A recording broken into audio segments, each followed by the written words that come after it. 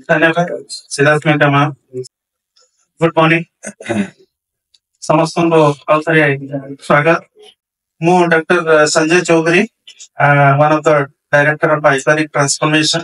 हमें जानिले जे हमें क्रीड़ा एवं युव समाज ऊपर काम कर हमर एम हैला समान को केमते डेवलपमेंट करी ओटे प्लेटफॉर्म काढिबा या पे हमें ऑलरेडी दुई तीनोटी खेल भी करिसेछु। गोटे हैला हमर हॉकी स्टेट लेवल हॉकी जो तरह के विभिन्न कॉर्पोरेट सेक्टर भी भाग नहीं थे और गोटे इंटरनेशनल फुटबॉल गेम भी करिसेछु नायगढ़ जो तरह के लक्षाधिक लोक भी एंजॉय करछन्ते एवं तासे तमे चेस भी ऑर्गेनाइज करिछु। ए सब हमरो प्रयास थिला केछि बजन ऊपर बढ़िया पाए ते भीतर हमें गोटे अगस्त 19 प्रीमियम रे हमारा स्पोर्ट्स आइकॉनिक अवार्ड करिया भी हो जतरे के 22 विभिन्न हमारा स्पोर्ट्स क्षेत्र रे तीनोटी लेके कैटेगरी रो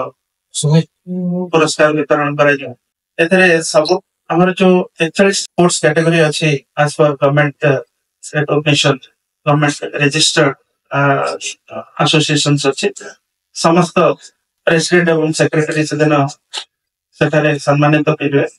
बहुत डिग्निटरीज फ्रॉम स्पोर्ट्स सेक्टर एवं हमर मंत्री माने जोग देबे। एतरे में 22 टा कैटेगरी रो 2 जण लेखे प्रति हमर माने senior category and junior category प्रथम दवा एतरे हमर एडवाइजर्स माने के जोग देबे जो माने नेशनल एवं इंटरनेशनल फेडरेशन क्रीड़ा क्षेत्र रे छन्ते वो माने नक्समान को हमें सजन इनवाइट करिछु। हमर जूरी मेंबर 10 जण जूरी मेंबर भी सब सिलेक्शन प्रोसेस रे काम करछन्ती। समान हेले हमर दिलीप तेकी जेके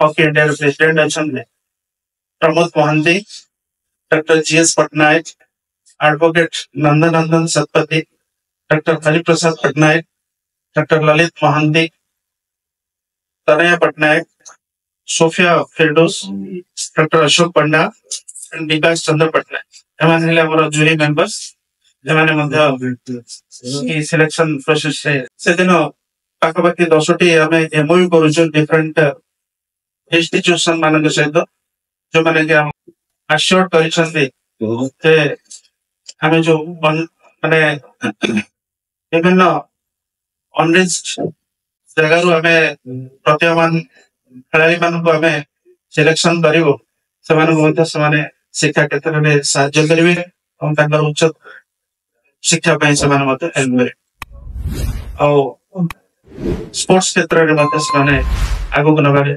साहाय्य करे। हमर ओलंपिक जो माने सब जाइछन्ते प्रतिभावान खेलाड़ी किछि खेलाड़ी एटा मध्ये आसीबे से दिन सम्मानित हेबे। एटा मध्ये प्रचेष्टा जारी एवं हमर से दिन इवनिंग रे 3टा बेले ए कार्यक्रम आरंभ हेबो एवं 7टा भितर सरी आइकॉनिक ट्रांसफॉर्मेशन फाउंडर अछि। हमर ओडिसा रे स्पोर्ट्स क्षेत्र रे प्रतिभा कम नाही केतो समान को लोकवचन पानिया पय हमर गोटे प्रयास चली छै।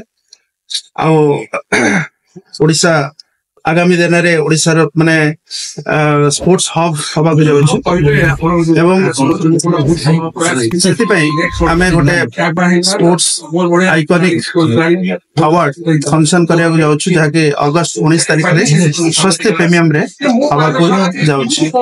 एतरे पाखपाखि 22 टा कैटेगरी रो स्पोर्ट्स प्रतिभा मान को पुरस्कृत करा जिवो।